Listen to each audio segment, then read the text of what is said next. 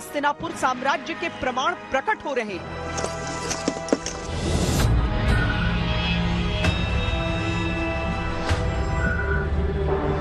बागपत में महाभारत युद्ध के सबूत मिल रहे हैं।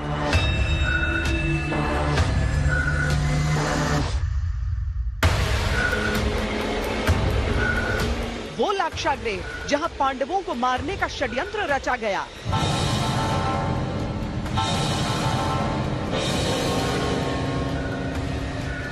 वो गुफाएं जहां छिपकर पांडवों ने अपना अज्ञातवास काटा।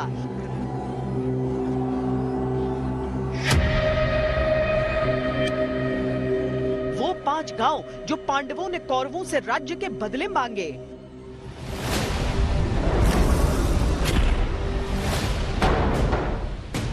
कल्पना और यथार्थ का फर्क एक एक कर स्पष्ट होता जा रहा है। हजारों साल पहले समय की रेत के नीचे मानव सभ्यता का सबसे बड़ा इतिहास दब गया।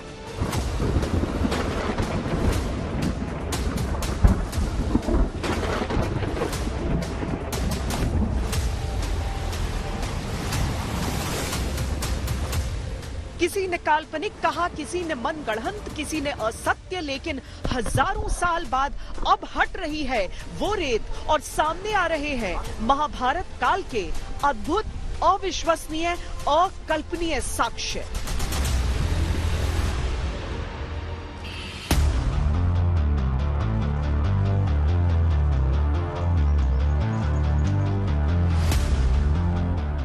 आज अद्भुत, अविश्वसनीय, अकल्पनीय में हम आपको दिखाएंगे पूरे भारतवर्ष में कहां-कहां मिल चुके हैं महाभारत के जीवित प्रमाण। इस स्थान की जो प्राचीनता है, दिल्ली के पुराने किले के 3000 साल का इतिहास हम यहाँ से देख सकते हैं। पुराना किला कह रहे हैं इंद्रप्रस्थ नाम से बना। खंडप्रस्थ से क्या हुआ? इंद्रप्रस्थ। सभ्यताओं के प्रमाण अभी तक हमें यहाँ मिले हैं। ये संभवतः एक शील्ड का पार्ट है जो हमको दूसरे बरियल में पूरा का पूरा मिला है।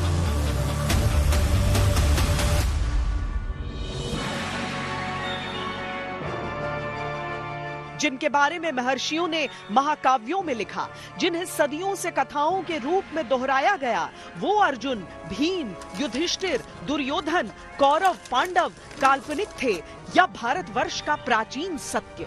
ये जानने के लिए एएसआई ने दशकों तक धरती को खोदकर साक्ष्य जुटाए। लगातार खोज अब भी चल रही है और शताब्दियों के बाद महाभारत का अद्भुत, अविश्वसनीय, अकल्पनीय सच धरती की तहों से बाहर निकल रहा है।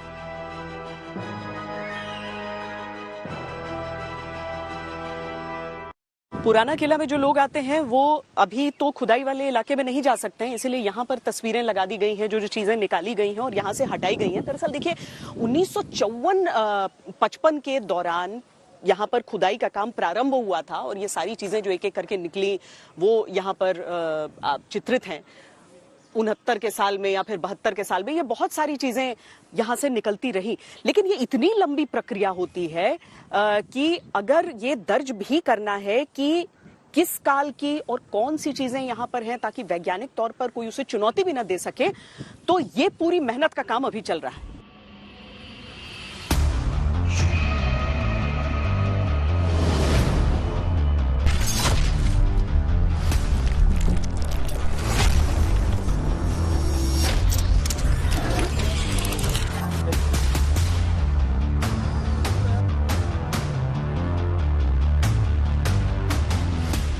नई दिल्ली के पुराने किले में खुदाई के जरिए इन दिनों प्राचीन सवालों की महाखोज चल रही है।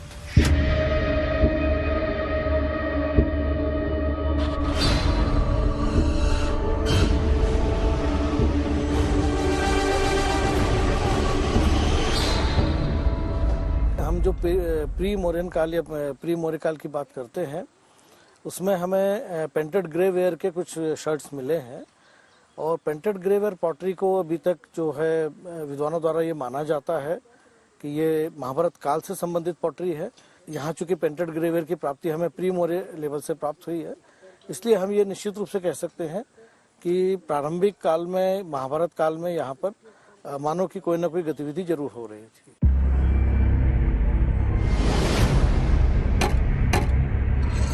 दिल्ली में अधिकांश इमारतें मुगल काल की गवाही देती हैं, लेकिन जमीन में दफन दिल्ली का इतिहास बताता है कि मुगलों से पहले राजवंशों और राजवंशों से पहले महाभारत का इतिहास दिल्ली का इतिहास रहा है।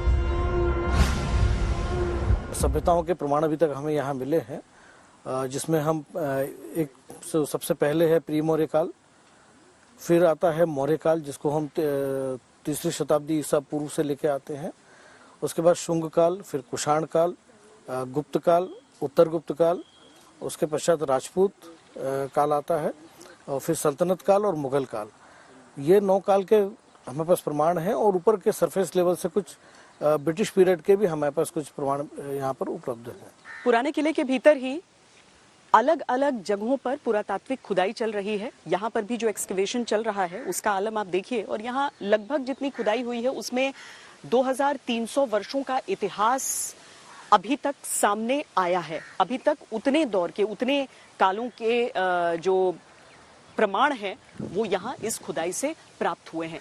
एक लंबी प्रक्रिया होती है, लेकिन बहुत ही संयम के साथ एक पूरे इतिहास का निर्माण ये उन चीजों के जरिए करते चले जाते हैं। भगवान श्री कृष्ण दोनों के वेलविशर थे, वो युद्ध नहीं चाहते थे, इसलिए दोनों के बीच में, पांडव कौरवों के बीच में पहुंच करके हस्तिनापुर में उन्होंने संधि कराना चाहा कि आप लोग संधि कर लीजिए, आप हस्तिनापुर में रहिए, पांडवों को रहने के लिए 5 गांव दे दीजिए। दुर्योधन नहीं माना, बोले कि इंच भी धरती का वो नहीं देंगे। तो यही अहंकार यहाँ से उत्पन्न हुआ, और अहंकार जब उत्पन्न हुआ तो भगवान श्री कृष्ण ने कहा, हे धृतराष्ट्र, कम से कम इनको छोटी सी जगह दे दीजिए, कोई छोटा सा स्टेट राज्य दे दीजिए। फिर भी बात नहीं बनी तो कहा इनको जंगल ही जाना पड़ेगा। तो पांडव जंगल के लिए चल दिए, और जंगल में आप जानते हैं इसका नाम था पहले खांडव प्रस्थ जंगल, इंद्रप्रस्थ नहीं, जो भयंकर पहाड़ियों से, जंगलों से, पेड़ों से घिरा हुआ था ये जगह। तो उस जगह पर ये लोग अपने जंगल में आ गए, और निवास बनाने के लिए ये जिसको आप पुराना किला कह रहे हैं, वही किला इंद्रप्रस्थ नाम से बना। खंडप्रस्थ से क्या हुआ, इंद्रप्रस्थ है। महाभारत युद्ध के बाद पांडव हस्तिनापुर आकर साम्राज्य संभालने लगे थे, पर इस बीच कहां गया पांडवों का बनवाया किला, कहां गई पांडवों की बसाई राजधानी, कहां गया महाभारत कालीन राज्य इंद्रप्रस्थ।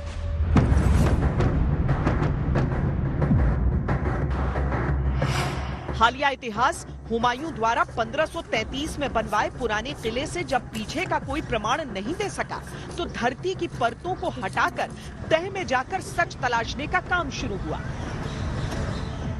भारतीय पुरातत्व सर्वेक्षण ने 1954 से 55 तक, 1969 से 73 तक, 2013 से 2014 तक, 2017 से 18 तक पुराने किले के अंदर खुदाई की। वर्तमान में भी पड़ताल जारी है। अभी तक की खुदाई में मुगल काल, राजपूत शासन, गुप्त, कुषाण, शुंग, मौर्य और मौर्य काल से पूर्व के प्रमाण मिले थे, जो ये बता रहे थे कि दिल्ली का इतिहास मुगल काल से बहुत पहले का है। हाल ही में कुछ ऐसे साक्ष्य भी मिल चुके हैं जो पुराने किले के नीचे महाभारत काल की गवाही देते हैं। आर्कियोलॉजी का जो काम होता है और पुरातत्व विभाग जो अपना यहाँ पर समय बिताता है, पसीना बहाते हैं हर मौसम में, वो कोई आसान काम नहीं होता है। आपको न केवल ये खुदाई करनी है, बल्कि आइडेंटिफाई करना है कि कौन सा काल है, वो तर्कसंगत लगता है या नहीं लगता है। सर, कब से ये खुदाई शुरू हुई है? और अगर मैं ऊपर से लेके जानी, जहां हम खड़े हैं वहां से ऊपर और यहाँ से नीचे हमारे कदमों के, उस सब को अलग अलग पीरियड्स में अगर हम डिवाइड करना चाहें तो कितना काल इसमें पूरा कवर्ड है अभी तक? या हमने जनवरी से हमने एक्सकेवेशन स्टार्ट किया था, और अगर ऊपर से हम देखें तो हमें मुगल पीरियड से लेकर के प्री मॉडर्न पीरियड नीचे तक जो है प्री मॉडर्न पीरियड तक के स्ट्रक्चर्स मिले हैं। सबसे ऊपर की ट्रेंचेस में हमें मुगल पीरियड मिला है, जिसमें हमें फ्लोर्स वगैरह मिले हैं जी। फिर सल्तनत पीरियड है। सल्तनत पीरियड में हमें फ्लोर्स मिले हैं, कुछ घरों के रिमेन्स, कुछ अवशेष मिले हैं। राजपूत पीरियड की हमें एक जो स्टोन वॉल आप देख पा रहे हैं जी, और जिसके आगे एक ये गार्ड सेल है जिसमें गार्ड्स वगैरह रहते थे। स्टोन वॉल जो है वो एक फोर्टिफिकेशन वॉल है, ठीक है। जो राजपूत के काल में पूरे टाउन को इंसर्किल करती थी और उसको जो भी आक्रमणकारी थे उनसे बचाव करती थी। ठीक है। उसके आगे गार्ड सेल हो गई, वो राजपूत पीरियड है। उसके नीचे फिर वो पोस्ट गुप्ता पीरियड की ब्रिक्स हैं, ये लेट गुप्ता है और नीचे आपको गुप्ता पीरियड मिल रहा है। ठीक है। आगे वो कुशाना पीरियड का हाउस कॉम्प्लेक्स है और मॉडर्न पीरियड के अवशेषों में एक यहाँ पे एनक्लोजर वॉल है अगेन, जो पूरे टाउन को फ्लड से प्रोटेक्शन के लिए बनाई गई थी और साथ में एक रिंग वेल है जो इस साइड में हमें मिला है। तो सर अगर हम कुछ हिस्सों में देखते हैं कि वो आप कह रहे हैं कि डिफेंस के लिए या फिर जो कोई सरकारी स्ट्रक्चर हो सकता है, जो नीचे डैम वॉल आप कह रहे हैं। नीचे जो एक वॉल मिली है मॉडर्न पीरियड में, जो वॉल है वो काफी उसकी चौड़ाई बहुत ज्यादा है और उसकी हाइट बहुत कम है। तो क्योंकि यमुना रिवर जो थी इसके पास में बहती थी और इस तरह के स्ट्रक्चर्स जो बनाए जाते थे उसकी चौड़ाई ज्यादा रखने का कारण ये होता था कि वो पानी के जो उसका थर्स्ट है उसको वो झेल सके। तो उसकी हाइट कम होने और चौड़ाई ज्यादा होने से ये लगता है कि उसका निर्माण जो था फ्लड से बचाव के लिए किया गया। तो ये सब सिविलियन कंस्ट्रक्शन है पर जी जी ये सब सिविलियन कंस्ट्रक्शन। कब तक खुदाई चलती है? ये डिपेंड करता है कि आपका ऑब्जेक्टिव क्या है और कब तक आप ऑब्जेक्टिव पूरा नहीं हो जाता जब तक हम लोग एक्सक्यूशन करते हैं। पानी निकल आया है अभी यहाँ पर? पानी निकल आया है तो उसे निकाल कर लेकिन खुदाई चलती रहेगी, पानी आने पर रुकते नहीं है? नहीं, क्योंकि हमारा जो ऑब्जेक्टिव होता है अभी यहाँ पर है कि जो अर्लीस्ट सेटलर है, सबसे पहले कौन आकर के यहाँ पर बसा, ये पता लगाना है जी। तो वाटर टेबल घट बढ़ सकता है आपका, वो डिपेंड करता है। आसपास पानी है तो वो कभी बढ़ जाता है, कभी कम हो जाता है। कभी कभी क्या होता है कि हमें पानी निकालने के बाद में फिर हम डिग करते हैं, जब तक नेचुरल सॉइल नहीं आ जाती है तब तक हमें डिग करना है और नेचुरल सॉइल आने पे हम मान जाते हैं कि इससे पहले कोई भी व्यक्ति यहाँ पे नहीं आया था। तो जो भी व्यक्ति उससे पहले होगा वो earliest settler of the site कहलाता है। तो एक जो ढांचा बच जाता है उसके जरिए आप इतिहास को देख तो सकते हैं, लेकिन इतिहास को अगर वाकई जानना है तो देखिए कि किस तरीके से वो खुदाई पूरी की जाती है और मिट्टी के परत दर परत के अंदर से वो, मतलब एक तरफ देखिए पुराना किला जिसके साथ हम तस्वीर खिंचाकर उस इतिहास को महसूस कर सकते हैं और दूसरी तरफ वो जो आप लोग खुदाई करके अभी निकाल रहे हैं पूरा हजारों साल पुराना इतिहास हमारा। जी बिल्कुल, पुराना किले में अब हमारे पास से जो इतिहास है ये प्री मॉडर्न पीरियड तक का आ गया। ऊपर जो आप देख पा रहे हैं ये सिर्फ मुगल पीरियड तक का है। लोग वाग आते हैं अभी तक मुगल पीरियड का देख करके जाते हैं, लेकिन इसके नीचे काफी गर्त में काफी चीजें हमारे इसमें दबी हुई है जो अभी एक एक करके निकल रही है।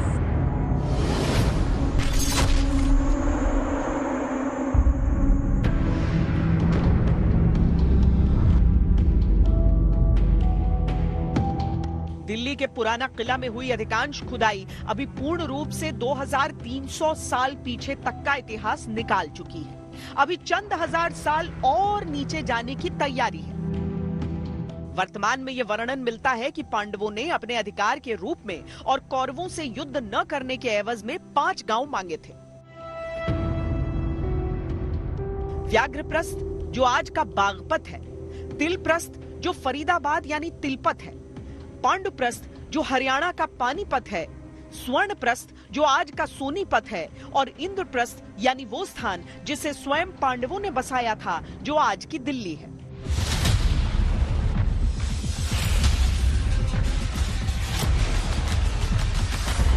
पड़ताल के हर बीतते दिन के साथ पुराने किले के नीचे हजारों वर्ष पुरानी महाभारत कालीन सभ्यता के साक्ष्य मिलते जा रहे हैं।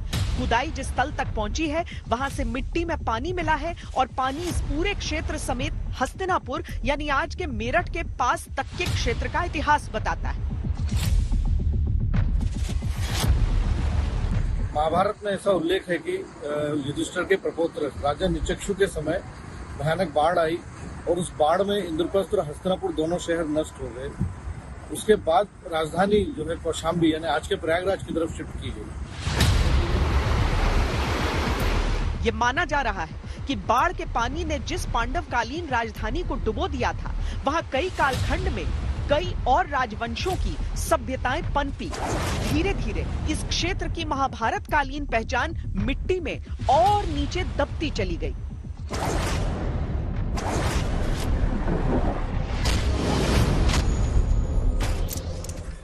हस्तिनापुर से दिल्ली के बीच की वो कौन सी कड़ी है जो पांडवों को इस क्षेत्र से जोड़ती है और समूचे इंद्रप्रस्थ के क्षेत्र का वैभव और इतिहास भी आपको बताते हैं।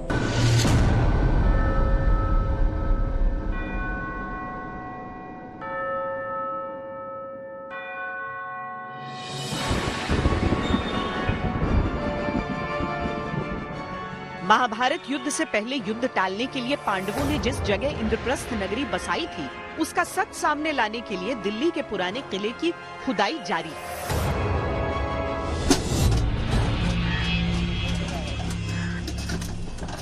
और संकेत मिलने लगे हैं कि दिल्ली के इस क्षेत्र से हस्तिनापुर का सीधा सिरा जुड़ता है।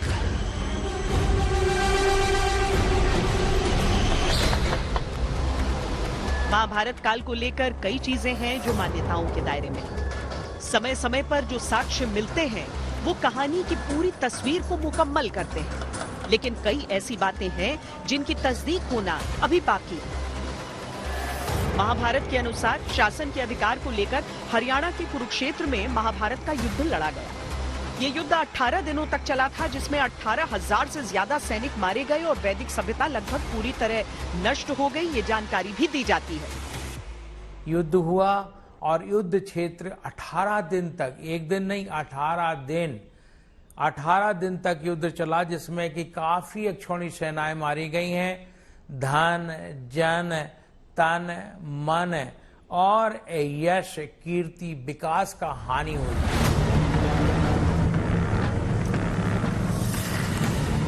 युद्ध में विजय पाने के बाद पांडवों ने हस्तिनापुर को ही अपनी राजधानी चुना और शासन किया, लेकिन गंगा जी में आई बाढ़ के कारण जल्द ही ये क्षेत्र डूबने लगा, तो पांडवों ने उत्तर प्रदेश के कौशाम्बी को अपनी राजधानी बनाया। समय समय पर अलग अलग क्षेत्रों में इस तरह के साक्ष्य मिलते हैं।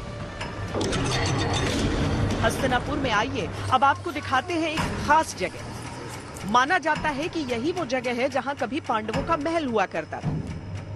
इसी जगह को अब उल्टा खेड़ा कहा जाता है। दावा है कि गंगा जी की बाढ़ में जब हस्तिनापुर डूबा तो वो महल भी डूब गया और उसकी जगह मिट्टी के टीले ने ले ली। जो ये टिल्ला है, यहाँ पर पांडवों के महल दबे हुए हैं। हम चौथी मंजिल पे इस समय खड़े हैं। जो 2 मंजिल हैं वो दाएं बाएं ईंट पत्थर जो भी उनका था वो सब इधर उधर हो गया, लेकिन 4 मंजिल इस टीले में दबी हुई है। द्रौपदी का श्राप था हस्तिनापुर के लिए। जब सब कुछ पांडवराज खत्म हो गया तो गंगा परल आई। जब गंगा का दायरा 20 किलोमीटर के दायरे में गंगा जी हमारे यहाँ बहती थी, टिल्ले के बगल से लगी हुई, तो उनकी परल आई और वो सारे हस्तिनापुर को बहा के ले गई।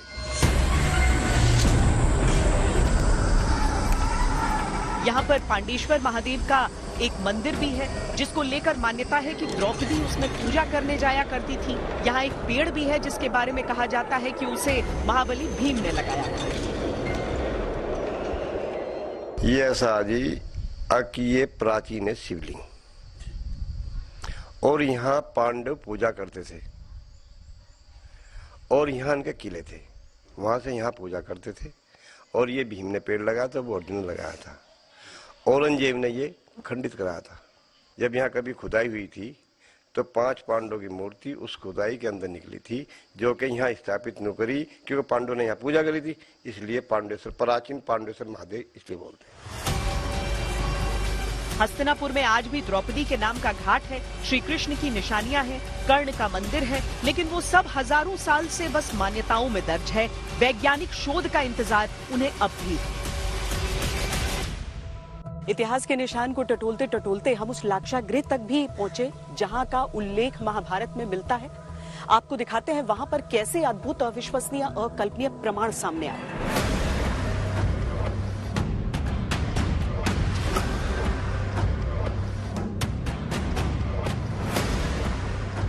दिल्ली से 80 किलोमीटर दूर ये बागपत का बरनावा है। दूर दूर तक बिखरे खंडहर और कहीं कहीं से झांकती सुरंगनुमा संरचनाएं। प्राचीन इतिहास के अनुसार आज का बरनावा अब से 5000 साल पहले वारणावत कहा जाता था, और जहां आज ये खंडहर है, ठीक उसी जगह कौरवों द्वारा पांडवों की सामूहिक हत्या का षड्यंत्र रचा गया था। एक मुख्य कारण महाभारत का ये लाक्षागृह ही है। जब द्रौपदी पांचाली लाक्षागृह में अपने ऊपर के कक्ष में बैठी हुई थी, तो वहां पर दुर्योधन उसके पास जाने के लिए चलते हैं। तो वो लाक्षागृह ऐसा बनाया गया था, जहां पानी दिखता था वहां पानी नहीं था, जहां नहीं दिखता था वहां पानी था। तो दुर्योधन ने अपने पैरों को सूखे में रखना चाहा, वो पानी था। वो कई बार गिरा, कई बार पानी में डूब गया। तो द्रौपदी ने हंसते हुए, पांचाली ने हंसते हुए, उसने देखा क्यों हंस रही, कहा कि इसलिए कि अंधे का पुत्र अंधा ही है। इतनी बात के ऊपर ये महाभारत शुरू हुआ, और लाक्षागृह ना होता तो ये महाभारत भी नहीं होता। ये कहा जाता है कि पांडवों को धोखे से जलाकर मार देने के लिए दुर्योधन ने सुंदर लाक्षागृह का निर्माण करवाया था। ये खंडहर उसी लाक्षागृह का अवशेष माना जाता है। लाक्षागृह लाख नाम के एक पदार्थ से बनवाया गया था। लाख एक ज्वलनशील पदार्थ होता है। पांडव जब आराम कर रहे थे तब लाक्षागृह में आग लगा दी गई थी, लेकिन पांडवों को इस षड्यंत्र की सूचना पहले ही मिल चुकी थी, लिहाजा वो एक सुरंग के रास्ते बाहर निकल गए थे। ये उल्लेख महाभारत में मिलता है। तो ये बेहद संकरी गुफा है, आप देख सकते हैं। और लोग यहाँ पर अलग अलग बातें कहते हैं। कोई कहता है कि बहुत हाल में इस गुफा को खोदा गया है, कुछ कहते हैं कि नहीं ये पौराणिक है, कुछ कहते हैं कि पहले एक फकीर बाबा भी इसका इस्तेमाल किया करते थे। लेकिन जो कहानी है, जो पौराणिक कहानी है, वो ये कि ये नदियों का जहां पर मिलन होता है वहां पर ये गुफा जाकर खुलती है। जो उल्लेख है महाभारत में वो ये कि जब लाक्षागृह में पांडव वहां से भागकर निकले थे तो वो इसी गुफा से होते हुए और बाहर की ओर निकले थे। लेकिन अब आप नदियों तक भी नहीं पहुंच सकते हैं, क्योंकि इसकी छत बहुत इलाकों में नीचे धंस गई है। इसीलिए लोग भी इसके भीतर जाते नहीं है। कहते हैं कि इतनी लंबी ये गुफा हुआ करती थी कि एक जगह से दूसरे जगह कोई अनजान व्यक्ति जाए तो वो खो भी सकता है। वारणावत से करीब 90 किलोमीटर दूर कौरवों की राजधानी हस्तिनापुर तक ये संदेश गया कि पांडव लाक्षागृह में जलकर भस्म हो गए। पर पांडव यहाँ से निकलकर जंगल में भेष बदलकर रहने लगे। द्रौपदी के स्वयंवर में गए और अर्जुन ने मछली की आंख पर निशाना लगाकर स्वयंवर जीता। द्रौपदी के पिता द्रुपद शक्तिशाली राजा थे। द्रौपदी से विवाह के पश्चात पांडवों की शक्ति भी बढ़ी। लंबे समय के बाद पांडव हस्तिनापुर पहुंचे। तब तक दुर्योधन का युवराज के रूप में राज्याभिषेक हो गया था। धृतराष्ट्र ने पांडवों को अलग राज्य बसाने की सलाह दी और यहीं से पांडव दिल्ली आ गए थे और इंद्रप्रस्थ बसाया था, ये मान्यता है। दिल्ली में आजकल उसी इंद्रप्रस्थ के इतिहास की तलाश जारी है।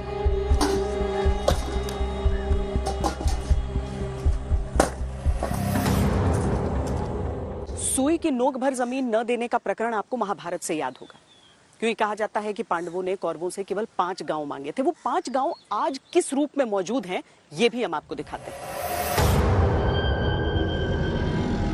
हस्तिनापुर के साम्राज्य के बदले पांडवों ने जिन 5 गांवों की मांग की थी उनमें से एक श्रीपद था, जो कहा जाता है कि आज का इंद्रप्रस्थ है। इंद्रप्रस्थ की खोज इन दिनों पुराने किले में चल रही है, लेकिन महाभारत काल में इसे खांडव प्रस्थ कहा जाता था और बीहड़ दुर्गम और वीरान क्षेत्र था। पांडवों ने मयासुर के सहयोग से इस क्षेत्र को रहने लायक बनाया और अपना किला भी बनवाया। पांडवों ने ही इस क्षेत्र का नाम बाद में इंद्रप्रस्थ रखा।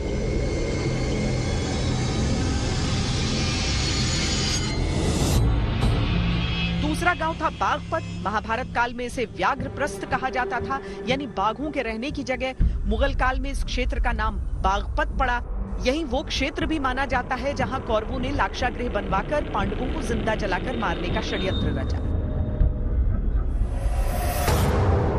तीसरा गांव था सोनीपत। सोनीपत को पहले स्वर्णप्रस्थ कहा जाता था, जो बाद में सोनप्रस्थ से सोनीपत हुआ। इसका सीधा अर्थ होता था सोने का शहर।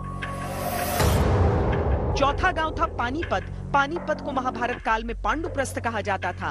पानीपत के पास ही कुरुक्षेत्र है, जहां माना जाता है महाभारत की लड़ाई लड़ी गई थी।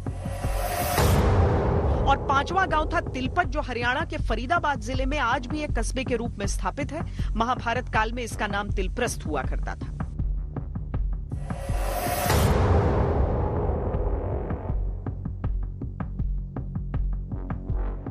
दिल्ली के नजदीक ही बागपत है।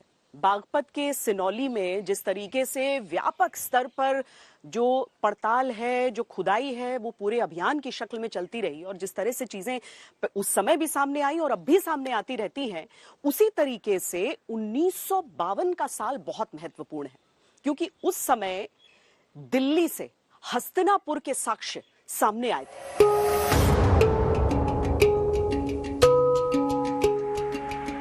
बागपत का इतिहास हमेशा ऐसा रहा कि जरा सी खुदाई पर या जरा सा किसी पुरानी दीवार को उकेरा जाए तो मिट्टी के बर्तन, धातु आदि निकल आते हैं। लोगों का हमेशा मानना होता था कि इस क्षेत्र का जर्रा जर्रा महाभारत काल से जुड़ा है। एएसआई ने जब सच की तलाश में खुदाई की तो अद्भुत, अविश्वसनीय, अकल्पनीय इतिहास सामने आ खड़ा हुआ। यहाँ तो ये कंकाल और जो ये निकले कब्रिस्तानों की जो जगह है, तो ये ऐसा ही निकला। महीनों खुदाई चली वैसे, और ईंटें पत्थर जो पुराने घड़े 5000 साल पुराने, और ये हड्डियां निकली हैं। माना गया कि ये अवशेष हजारों साल पुराने हैं और किसी प्राचीन सभ्यता की ओर इशारा करते हैं, लेकिन इनका संबंध महाभारत के पात्रों से भी हो सकता है। इस तरफ किसी का ध्यान नहीं गया। 2005 में खुदाई की गई तो पूरा कब्रिस्तान जैसा ढांचा मिला। 2007 में भी यहाँ खुदाई की गई तो तांबे के कुछ तीर और बर्तन मिले। लेकिन 2018 में पुरातत्व विभाग की निगरानी में एक बार फिर खुदाई हुई तो उसमें से जो निकला उसने विशेषज्ञों को भी सोचने पर मजबूर कर दिया कि इन सबूतों का रिश्ता महाभारत से तो नहीं। इस उपमहाद्वीप में पहली बार ऐसा हुआ कि इस तरह का बरियल सिस्टम प्रकाश में आया, जिसमें न सिर्फ कॉफिन है और कॉफिन के ऊपर डेकोरेशन है, बल्कि उसके साथ साथ और बिलोंगिंग्स जैसे चैरियट है, जिसको हम हिंदी में रथ कह सकते हैं, तो रथ भी रखे गए हैं, साथ साथ उनकी और बिलोंगिंग्स रखी गई है। शाही चिन्हों वाले ताबूत मिले, सोने चांदी के आभूषण मिले, तलवारें मिली, कटार मिली और मिला एक रथ। रथ की पूरी आकृति सलामत थी, पहियों का पूरा ढांचा था और तो और वो जुआ भी सलामत था जिसमें घोड़े जोते जाते थे। यह अद्भुत खोज है क्योंकि भारतीय उपमहाद्वीप में अब तक जितनी भी खोज खुदाई के जरिए की गई उनमें पहली बार रथ मिला था, रथ जो पहियों पर दौड़ता था और जिसे घोड़े खींचते थे। पुरातत्व विभाग का कहना है कि ये कम से कम 4 से 4500 साल पुराने हैं, यानी महाभारत कालीन। बागपत में जो अवशेष मिले उनमें जिस तरह से ताबूतों को सजाया गया उससे ये पता चलता है कि जिनके ये ताबूत रहे होंगे वो बेहद प्रभावशाली व्यक्ति रहे होंगे। तो हमारी सभ्यता कंटेम्प्रेरी वर्ल्ड में हमारी संस्कृति में ये सारी चीजें प्रयोग में लाई जा रही, इसलिए यहाँ जो मिल रहा है ये वेल डेवलप, ये पूरा का पूरा चैरियट हमें मिल गया, जो पहले कभी किसी एक्सकवेशन में, किसी उत्खनन में नहीं प्राप्त हुआ था। ऐसी चीजें एक हाईली सोफिस्टिकेटेड सोसाइटी, एक वॉरियर क्लास, योद्धा क्लास को दर्शाता है। यहाँ पर आपको कई वो चीजें भी दिखेंगी जो जीवन शैली को दर्शाती हैं। वो मटका पड़ा हुआ है या फिर मिट्टी के और बर्तन के जो टुकड़े यहाँ पर हैं, जिनका कुछ कुछ हिस्सा ले जाकर उसका कार्बन डेटिंग भी किया जाता है, क्योंकि जिस तरह का निर्माण है उसे देखकर ये तो पता चल जाता है कि किस काल का होगा, लेकिन उसकी तस्दीक अगर वैज्ञानिक तौर पर करनी है तो उसके लिए एक पूरी प्रक्रिया होती है। और अभी तक जितने भी क्षेत्रों में खुदाई होके बहुत सारे जो चीजें सामने आई हैं, उनसे भी उस काल की जीवन शैली के बारे में पूरी जानकारी मिलती है। 2005 की खुदाई में पूरा समाधि स्थल मिला था, जिसमें 100 से ज्यादा लोगों की समाधियां पाई गई थी, जिसमें ताबूत बेहद सम्मान से और पूरी साज सज्जा के साथ दफनाए गए थे। सिनौली में भी करीब 8 समाधियां फिर से मिली, लेकिन ये बाकी से अलग हैं। इन पर शाही चिन्ह अंकित रहे। उनके सिरहाने, जो बर्तन मिले वो पक्की मिट्टी या धातु के बने थे, साथ में उनके शस्त्र भी दफनाए गए थे। ये इसके जो लेग्स हैं कॉट के, कॉफिन के जो लेग हैं, उसमें भी कॉपर की डिजाइनिंग दिखाई दे रही है। ये देखिए, एक ट्रायंगुलर डिजाइन्स किए गए हैं और साथ साथ ये पट्टियां लगाई गई है। यहाँ भी ट्रायंगुलर डिजाइन किए गए हैं। तो ये पूरी कॉफिन जिसके रिमेन्स आप देख रहे हैं, वो एक हाईली डेकोरेटेड कॉफिन था और इसके हर पार्ट की तरफ कॉपर से डेकोरेशंस किए गए थे। इस एरिया में कॉपर के पॉट रखे गए थे, जिसमें एक टर्टल बेस पॉट है और दूसरा पॉट यहाँ, और कॉपर के चैनल भी इसके नीचे, खाट के नीचे सजा के रखे गए थे। यहाँ पे बड़े वाले पॉट थे जिसमें संभवतः ग्रेन्स या और चीज़ें रखी गई हैं। ये आप एक ह्यूमन बॉडी के आकार का, या आप कह सकते हैं 8 के आकार का एक शेप दिखाई दे रहा है, जिसमें कॉपर के रिमेन्स आपको जगह जगह दिखाई दे रहे हैं। कॉपर की डिजाइनिंग दिखाई दे रही है। ये संभवतः एक शील्ड का पार्ट है जो हमको दूसरे बरियल में पूरा का पूरा मिला है। सिनौली में मिली समाधियों को पहले सिंहासन नुमा ऊंचाई पर बने ताबूत में रखा गया और फिर उनके साथ सारी जरूरी चीजें रखी गई थी, फिर लेप लगाकर बंद कर दिया गया था। जो समाधि सबसे ज्यादा चौंका रही थी वो सबसे बड़ी और समृद्धशाली प्रतीत होती थी, क्योंकि इसके पास ही एक कुत्ते को भी दफनाया गया था। लेकिन महाभारत की कई कहानियों में ये भी वर्णन मिलता है कि तब योद्धाओं का अंतिम संस्कार किया जाता था। ऐसे में इस सवाल पर शोध अभी जारी है कि तब ये समाधियां क्यों और किसकी। हिस्ट्री के अंदर जैसे तमाम मिसिंग लिंक्स होते हैं, उसी तरीके से एक मिसिंग लिंक ये भी है कि अगर ये महाभारत टाइम का है तो महाभारत टाइम में दाह प्रथा प्रचलित थी, तो ये कैसे हो सकता है। तो इस पे मेरा अपना विचार ऐसा है कि आप अगर हिंदू मैथोलॉजी के अंदर भी आप जाके देखें कि मैथोलॉजी हिस्ट्री एक जगह पर जाकर ओवरलैप करने लगती है। तो हिंदू मैथोलॉजी में आपको दफन करने के भी कभी कभी कुछ आपको प्रमाण मिलते हैं, जैसे कि आपको तमाम समाधियां भी होती हैं, तमाम साधु संतों की भी होती हैं। सिनौली में 2005 में एएसआई उत्खनन के एक क्षेत्रीय संयोजक एवं वरिष्ठ इतिहासकार डॉक्टर कृष्णकांत ने दावा किया था। सिनौली में मिले अवशेष वैदिक सभ्यता का पुख्ता प्रमाण देते हैं। सिनौली में कई कंकाल और ताबूत मिले हैं जो ये बताते हैं कि शवों को दफनाने की प्रथा थी, लेकिन साथ ही कई राख के ढेर भी मिले। जांच के बाद ये पाया गया कि वो शवों की राख थी, यानी तब दफनाने के अलावा शवों के अंतिम संस्कार का भी चलन था। डॉक्टर कृष्णकांत ने ये भी कहा कि वेदों में शवों को जलाने और दफनाने दोनों का उल्लेख मिलता है।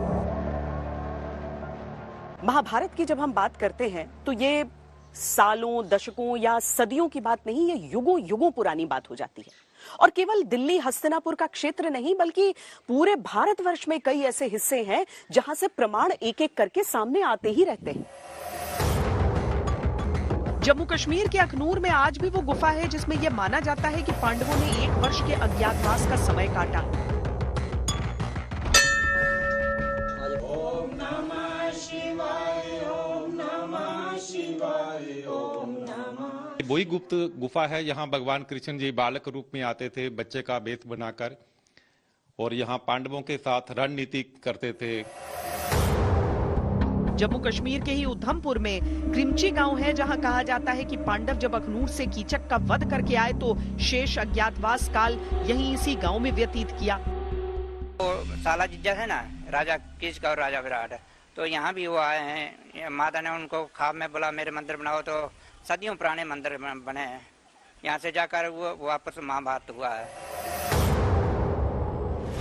बिहार के राजगीर में वो स्थान आज भी मौजूद है जिसके बारे में ये कहा जाता है कि यहाँ भगवान श्री कृष्ण के रथ के पहियों के निशान हैं, और यहाँ वो जगह भी है जहाँ के बारे में मान्यता है कि भीम ने जरासंध का वध किया था।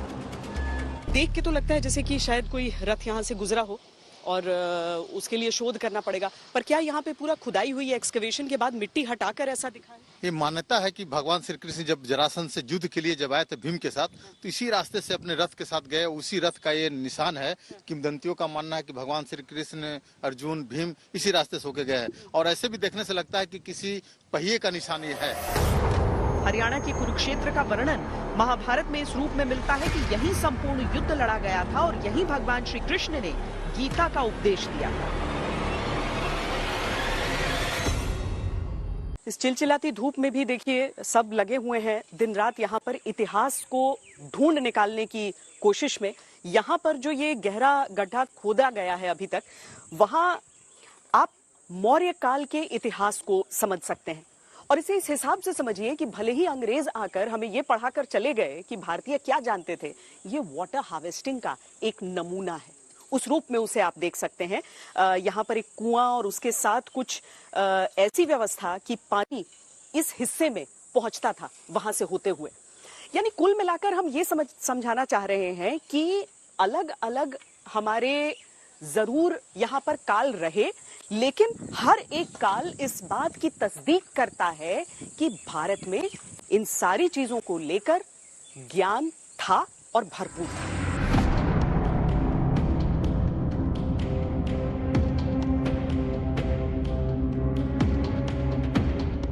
इतिहास में न जाने कितनी ही बार पांडव किला, इंद्रप्रस्थ, पांडवों की राजधानी का उल्लेख मिला, लेकिन सच कभी पूरी तरह से सामने नहीं आ पाया।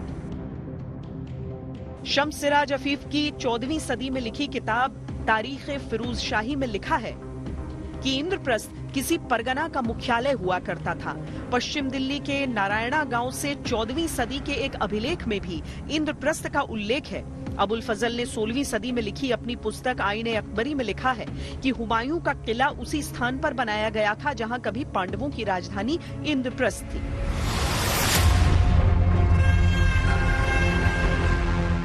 अंतिम सच क्या है वो बस चंद हाथ की दूरी पर ही।